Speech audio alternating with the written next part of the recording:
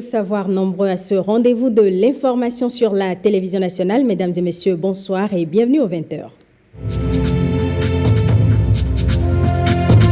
Concours de recrutement des auditeurs de justice. Les épreuves ont été lancées ce samedi au lycée Coulibaly de Cotonou. Le point dans un instant.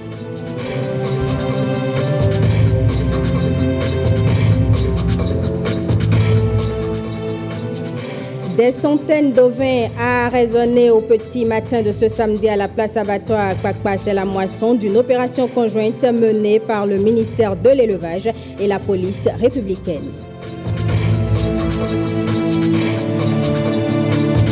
Et puis on parle également des accessoiristes dans cette édition. Ce sont des spécialistes de la mode qui redonnent via des accessoires avec le pagne comme valeur ajoutée. Nous nous intéressons à la reine, cette jeune femme de 20 ans devenue accessoiriste.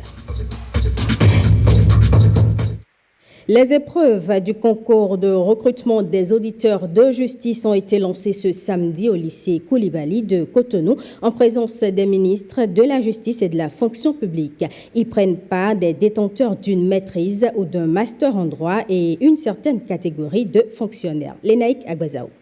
Un rituel bien méthodique, gage de transparence. Aux premières heures de cette journée de composition, c'est un binôme ministériel qui apporte l'enveloppe contenant 3 épreuves de culture générale.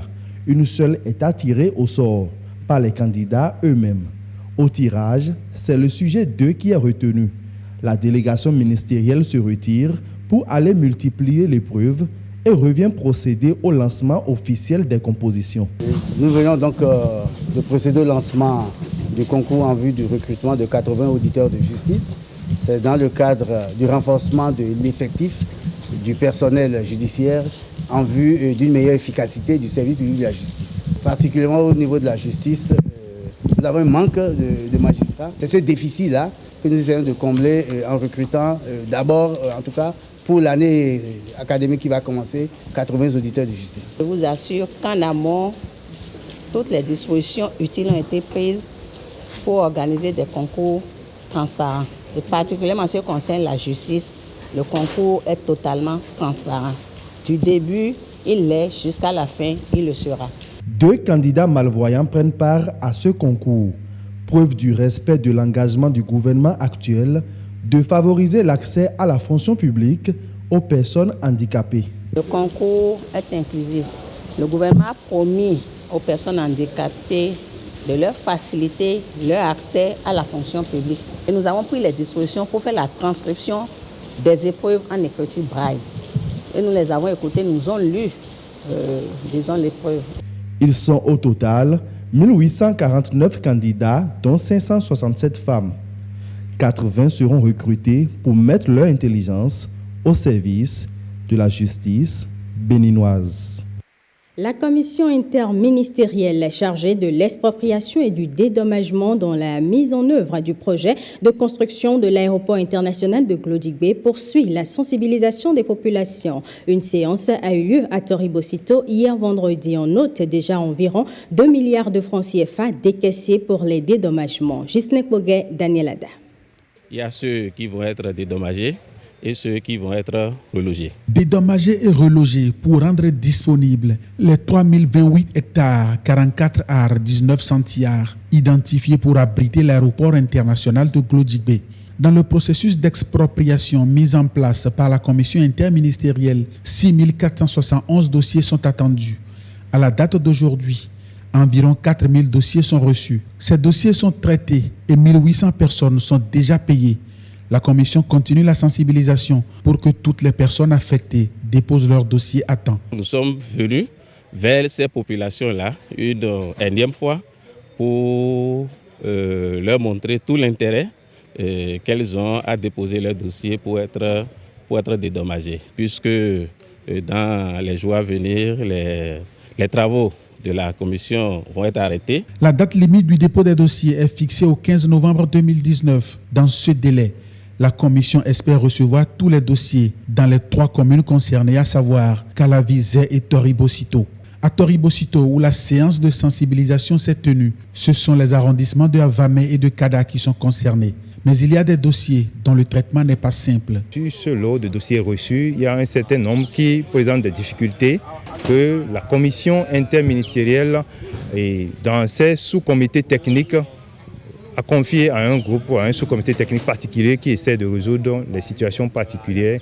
Donc ce sous-comité essaie actuellement de résoudre à l'amiable les cas particuliers de problèmes qui se posent. Les membres de la commission interministérielle assurent qu'au niveau des populations, on est passé de l'idée de résistance à une autre plus constructive. Le département de l'Atlantique aujourd'hui se réjouit de ce que les populations des 3 communes sont prêtes à accueillir ce projet. Et d'ailleurs, à travers les questions qui ont été posées tout à l'heure, vous avez compris que c'est des questions de compréhension. Et pour accompagner davantage, ce n'est plus la logique de résistance. C'était au cours de la séance des échanges à cœur ouvert pour comprendre et accompagner la réalisation du projet. Parlons maintenant de la promotion de la paix, une nouvelle mission pour Mariama Talata Azimé. La première vice-présidente de l'Assemblée nationale a reçu ses attributs d'ambassadrice de paix à Parakou. La Fédération pour la paix universelle se dit convaincue qu'elle fera la différence. Les précisions de Kanel Kakbo et de Sani Moumouni Seydou. Mariam Talata Azimé reçoit sa nouvelle charge. Désormais, là où les esprits s'échauffent, elle est tenue d'apaiser et de réconcilier. Et les ressources pour y arriver sont bien là. La Fédération pour la paix universelle confère le titre d'ambassadeur de paix à des personnalités exemplaires qui vivent pour les autres et se dévouent à des activités. Les ambassadeurs de paix contribuent à la réalisation du rêve immémorial de l'humanité, un monde uni et en paix. Mariam Talata Azimé, ambassadrice de paix, le préfet du Borgou n'en est pas surpris. Lui qui, dans un témoignage élogieux, a relevé certaines qualités de l'ancienne conseillère communale de Parakou. C'est une graine que nous sommes en train de mettre en terre ce jour. Elle va pousser et elle va se propager à travers le département, à travers le pays, à travers l'Afrique et le monde entier. Madame Talata, la vice-présidente de l'Assemblée nationale, certes, est une fierté départementale, une fierté du septentrion, mais aujourd'hui, qu'on ne le veuille ou pas, une fierté nationale. Mahatma Gandhi ou Nelson Mandela, les modèles ne manquent pas pour Mariam Talata Azimé. Mais revenant à la réalité, elle sollicite l'apport des guides religieux. Dans ce combat, je ne veux, ne peux et ne dois être seul. Nos mosquées, églises et temples sont aujourd'hui les lieux par excellence où les hommes se parlent franchement et s'écoutent réellement. D'où la demande d'accompagnement et d'appui que j'adresse à nos responsables religieux afin que ceux-ci m'acceptent et m'accompagnent dans mon choix de promouvoir la paix par le dialogue, la concertation, les actions concertées et communes. Cette enseignante de philosophie sait qu'il lui faudra beaucoup cogiter pour renforcer la cohésion sociale et apaiser les esprits en cas de tension. Après des séances de sensibilisation et de mise en garde, le ministre de l'Élevage et la police républicaine passent à la vitesse supérieure. Des centaines d'ovins ont été arraisonnés au petit matin de ce samedi à la place Abattoir située à Akpakpa. Je vous propose de suivre le constat de Patrick Ayadi et de Daniel Ada. C'est un samedi noir pour ces vendeurs d'ovins d'Akpakpa Abattoir. À 2h30 du matin, l'opération commando menée par les éléments de la police républicaine de Toplegbe les cueille à froid. Un camion transportant depuis Kandi une cargaison de moutons échoue sur ce marché clandestin nocturne de Cotonou 2. Alerté, le ministre Gaston Dossoui répond à l'appel. Tant d'insomnie pour ces récidivistes.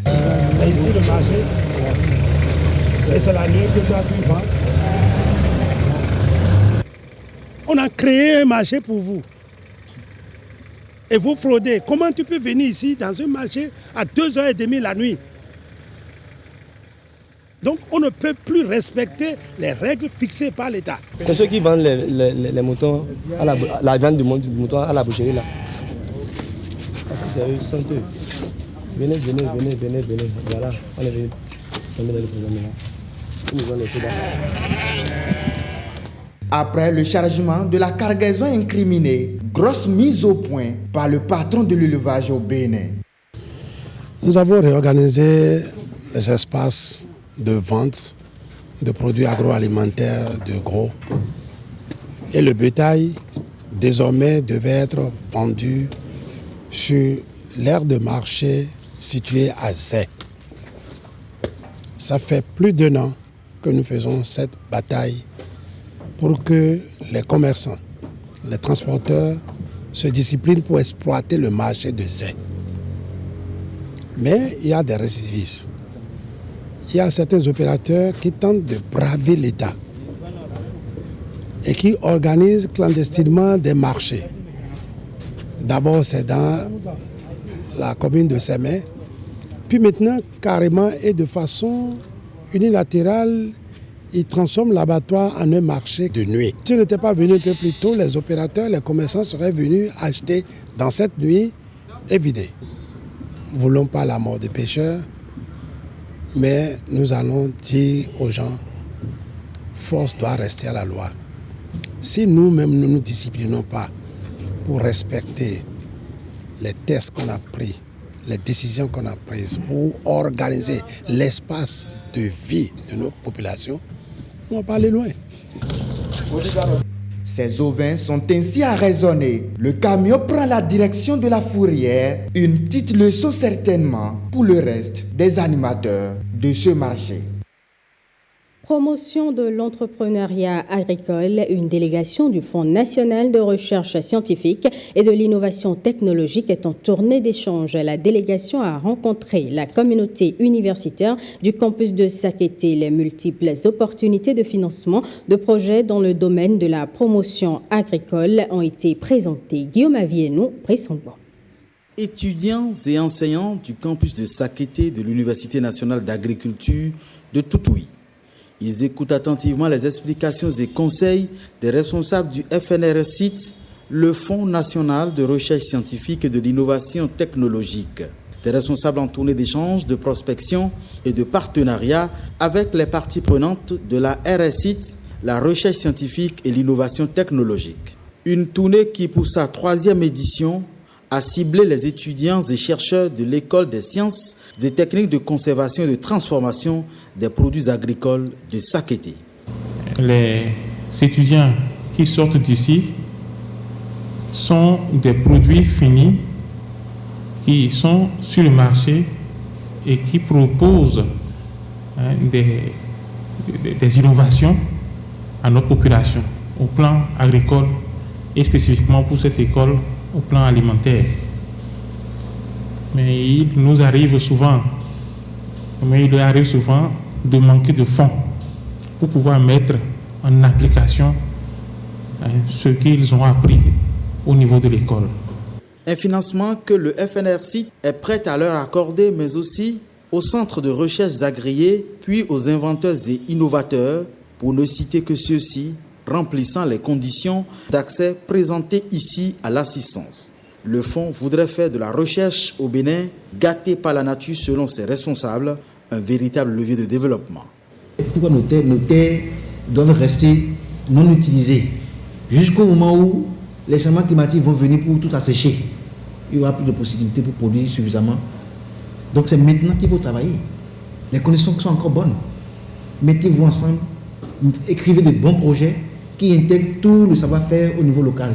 Les artisans, les paysans, les ingénieurs, les professeurs, tout ce monde ensemble, sortez des projets très intéressants et le fonds va accompagner pour qu'on mette de bons produits sur le marché.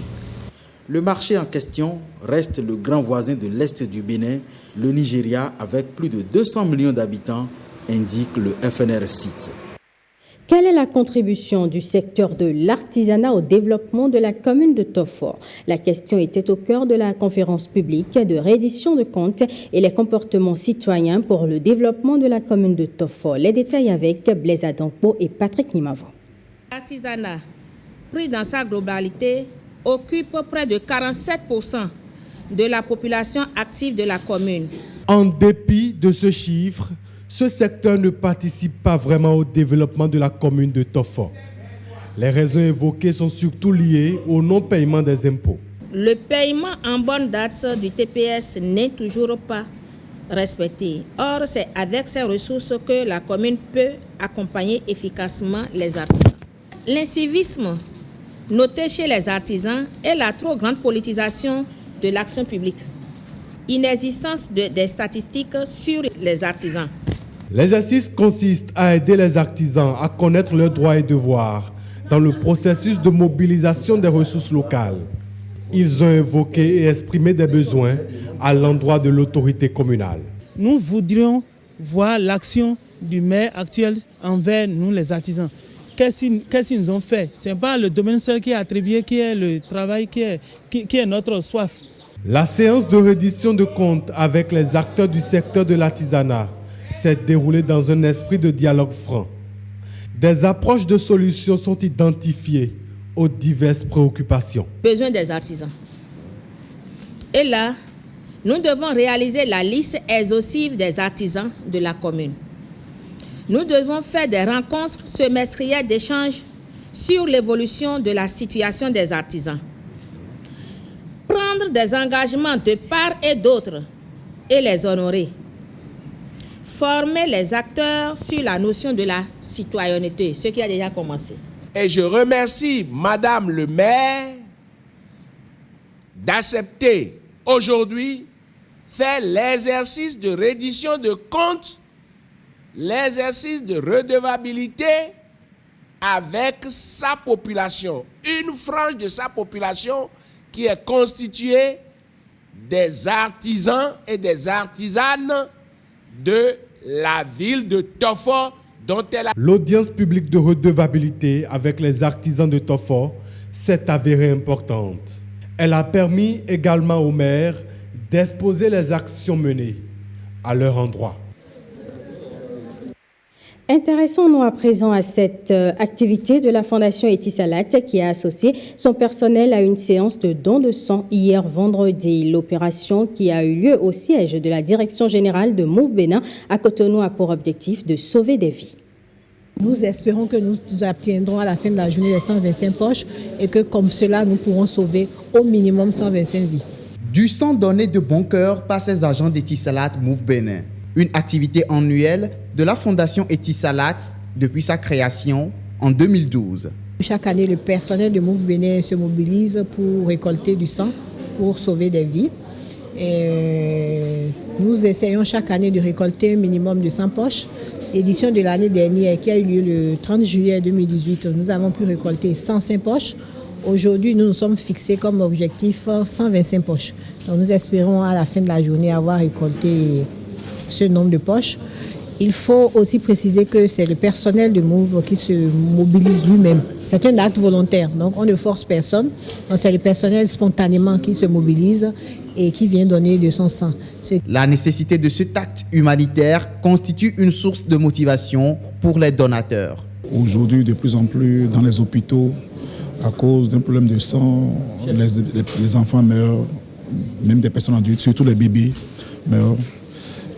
C'est compte de cela que moi, quand nous avons lancé l'opération à notre niveau à Move, j'ai pris la décision d'aller donner mon sang pour sauver des vies.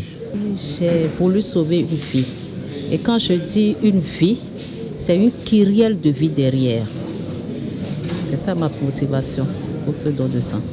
J'ai l'habitude d'en donner. À Etisalat Bénin, ça fait la deuxième fois que je donne. Alors j'exhorte tout le monde à donner du sang. Parce que le sang, ça ne s'achète pas, ça se donne. Et donner de son sang, c'est sauver une vie et sauver des vies. Présente au Bénin, la Fondation Etisalat œuvre dans divers domaines, notamment l'éducation, la santé, l'environnement et le développement durable.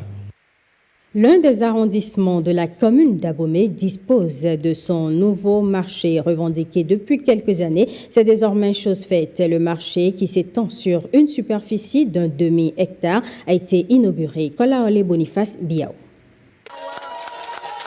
La réalisation de cette infrastructure marchande pour le niveau actuel où elle se trouve coûte environ 40 millions. Elle est le fruit de la conjugaison des efforts du trio Population à la base, mairie d'Abomey et l'association Alodo France. Ce marché vient à point nommé. La raison est toute simple. Il faut pour cette population parcourir plus de 4 km pour acheter de simples condiments. Nos femmes utilisent contre leur gré des tomates pourries, des oignons avariés, etc. L'arrondissement ne manque pourtant pas de quoi vendre. Les fils et filles de la localité se réjouissent de la construction du marché. Bravo à la diaspora de Zouzomé, bravo à l'Ordre de France, bravo à la mairie d'Abomey, bravo aux filles et fils de Zouzomé pour l'amour pour votre localité. Le grand engouement des populations sur le nouveau marché plaît bien à l'association Alors de France qui s'engage à faire plus. Ça fait plaisir de voir le nombre de personnes qui se sont senties concernées par le marché. Nous avons construit simplement 4 hangars de 12 places, 48 places, et aujourd'hui il y a 350 places grosso modo. On va travailler sur le développement et la labellisation de la filière Rafiti. Et on va travailler sur la création d'un centre de ressources et d'un incubateur pour aider les jeunes et les femmes à monter les activités. Cet appel est lancé aux populations de la localité. La population doit nous donner des idées de ce qu'ils veulent, c'est se prendre en charge, mais qui n'attendent pas que nous apportions de l'argent ou d'autres matériaux. Ils peuvent nous apporter leur intelligence matérielle. Le maire d'Abomey prend l'engagement de poursuivre la construction du dit marché les prochains jours. Ce marché de Zouzomé connaîtra bientôt un projet de construction d'un bloc de 4x4 pour un montant de 15 millions de francs CFA. Il s'agit des boutiques que nous allons construire aux abords de ce marché, mettre des lampadaires solaires pour permettre à nos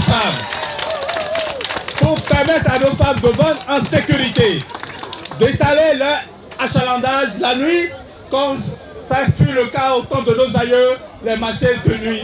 Avec ce marché, la joie est à son comble chez les femmes, surtout de cet arrondissement. Je vous le disais dans les titres, la reine, c'est une jeune femme de 20 ans devenue accessoiriste de mode par passion. Son talent, redonner vie aux sacs, chaussures et pochettes avec le pagne comme valeur ajoutée. Une équipe de la rédaction s'est intéressée à son travail. Un sac abîmé, des chaussures usées, ces objets vont retrouver une seconde vie grâce à la dextérité de la reine. Pour ce faire, l'accessoiriste a besoin de quelques outils, mais surtout d'une bonne dose de concentration.